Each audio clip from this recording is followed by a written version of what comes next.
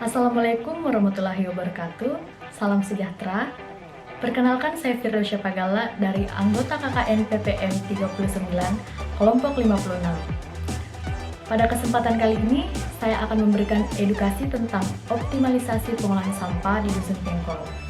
Adapun edukasi ini merupakan salah satu program KKN kelompok kami yang bertujuan untuk menumbuhkan kesadaran serta semangat untuk hidup sehat melalui pengolahan sampah yang baik dan benar. Sehingga diharapkan melalui video edukasi ini, masyarakat serta ibu-ibu di Dusun Pengkol serta pihak-pihak terkait seperti pemerintah dapat bekerja sama untuk meningkatkan kualitas pengolahan sampah yang baik dan benar di Dusun Pengkol. Tentu kita tahu bahwa sampah merupakan sesuatu yang sering kita jumpai dalam kehidupan kita sehari-hari, terutama dalam kehidupan ibu-ibu rumah tangga yang lebih sering belanja dan memasak. Dan sampah selalu saja menjadi persoalan di tengah masyarakat, terutama sampah rumah tangga yang produktivitasnya terus meningkat. Meningkatnya produktivitas sampah dipengaruhi oleh beberapa faktor. Salah satunya adalah perkembangan jumlah penduduk yang otomatis mempengaruhi laju produktivitas sampah. Terlebih dalam masa pandemi COVID yang sekarang, yang memaksa orang untuk berdiam di rumah saja, yang tentu berakibat pada peningkatan sampah rumah tangga. Dan daya pemerintah pun belum mampu untuk mengatasi secara keseluruhan sampah rumah tangga untuk menjemputnya dari rumah menuju ke TPS, lalu ke TPA. Menurut data riset Kementerian Lingkungan Hidup dan Kehutanan atau KLHK menyatakan bahwa produksi sampah nasional mencapai 175.000 ton per hari, atau bisa dirata-ratakan bahwa satu orang penduduk Indonesia menyumbang 0,7 kg sampah per hari. Dan jika dikalkulasikan dalam skala tahunan, Indonesia menghasilkan sampah sebanyak 64 juta ton. Dan menurut survei Indeks Perilaku Ketidakpedulian Lingkungan Hidup atau IPKLH dari Badan Pusat Statistik di tahun 2017 menyebutkan bahwa hanya ada sekitar 18,6% rumah tangga yang peduli dengan sampah ketika berbelanja, misalnya membawa wadah dan tas berbelanjanya sendiri. Sehingga dapat disimpulkan bahwa 81,4% rumah tangga di Indonesia menimbun dan menghasilkan sampah setiap harinya. Jadi, apa sebenarnya pengertian sampah itu? Menurut WHO atau Organisasi Kesehatan Dunia, sampah merupakan sesuatu yang sudah tidak digunakan, tidak dipakai, tidak disenangi, atau sesuatu yang dibuang yang berasal dari kegiatan manusia dan tidak terjadi dengan sendirinya.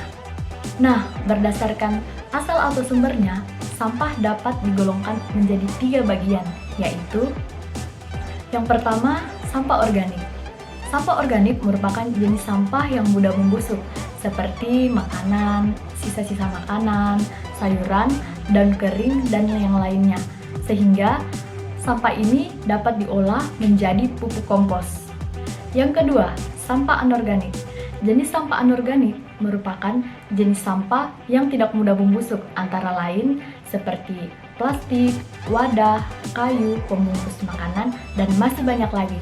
Sampah anorganik bisa didaur ulang atau dimanfaatkan untuk membuat kerajinan-kerajinan tangan. Dan yang ketiga adalah sampah B3, bahan berbahaya atau beracun. Sampah ini biasanya berasal dari limbah rumah sakit, limbah industri, atau yang lainnya. Nah, selanjutnya kita akan mengetahui tentang apa saja sih dampak yang ditimbulkan oleh sampah terhadap lingkungan dan manusia. Tentu ada dampak yang ditimbulkan oleh sampah terhadap lingkungan dan manusia. Beberapa di antaranya adalah yang pertama, penurunan kualitas kesehatan. Potensi penyakit yang dapat ditimbulkan oleh sampah antara lain adalah penyakit tifus, diare, kolera yang menyebar secara cepat karena virus yang dihasilkan dari sampah.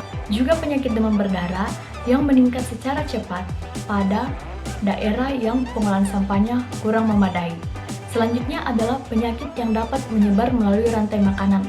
Salah satu contohnya adalah penyakit yang ditimbulkan atau dijangkitkan oleh cacing pita. Yang kedua, penurunan kualitas lingkungan. Dampak dari pembuangan sampah limbah padat organik dari kegiatan rumah tangga akan didegradasi oleh mikroorganisme yang akan menyebabkan timbulnya bau yang tidak sedap atau bau busuk. Nah, saat sampah padat dan sampah cair itu dibuang, maka akan berpengaruh pada kualitas tanah dan air, sehingga air menjadi tercemar dan air tidak dapat lagi digunakan untuk kebutuhan irigasi seperti pengairan persawahan ataupun kolam perikanan, karena air sudah tercemar akibat adanya senyawa anorganik yang membuat perubahan drastis pada pH air. Yang ketiga, dampak terhadap aspek sosial dan ekonomi. Pengolahan sampah yang kurang memadai akan menyebabkan rendahnya tingkat kesehatan di masyarakat. Nah, hal ini berarti juga meningkatnya biaya pemeliharaan kesehatan untuk pengobatan. Selain itu, sampah yang menumpuk juga akan menyebabkan lingkungan terlihat tidak nyaman dan juga tidak sehat.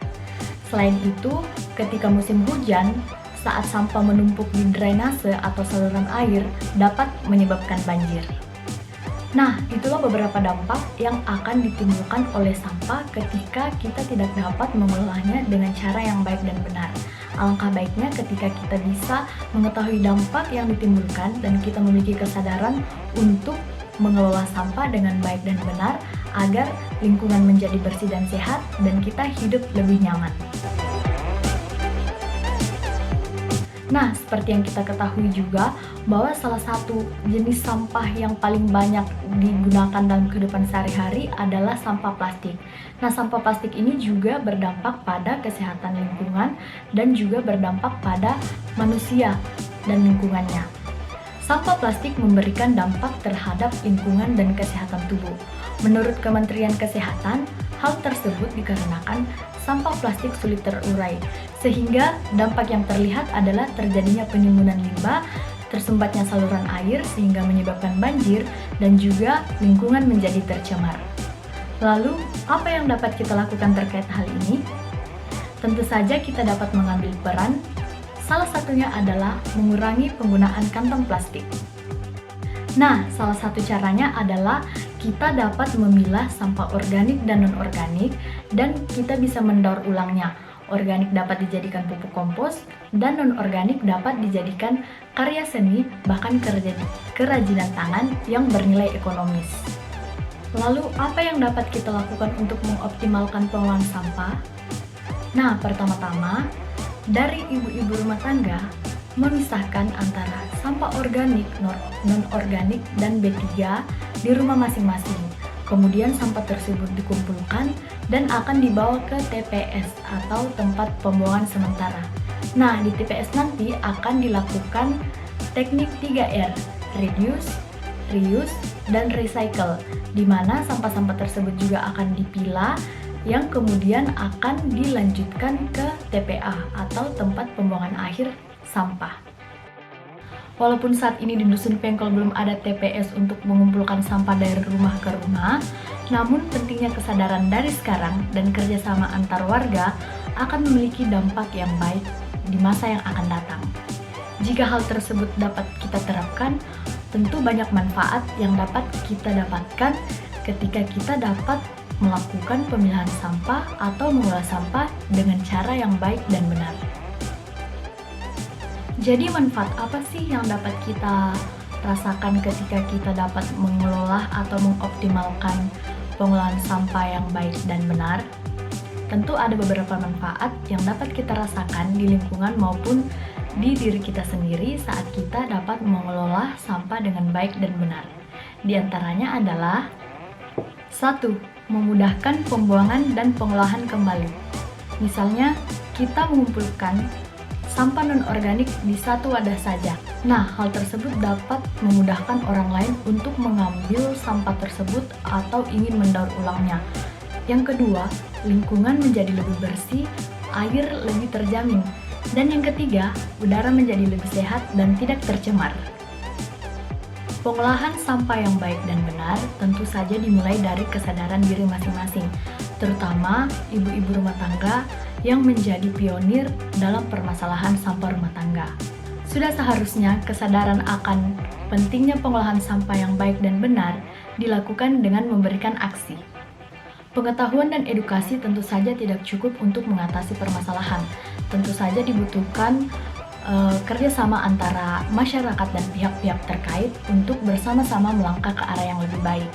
Kesadaran akan hal ini merupakan langkah awal lebih maju untuk kita dapat menerapkan dan menciptakan lingkungan yang lebih sehat, hidup yang lebih sehat, melalui pengolahan sampah yang baik dan benar di rumah tangga masing-masing.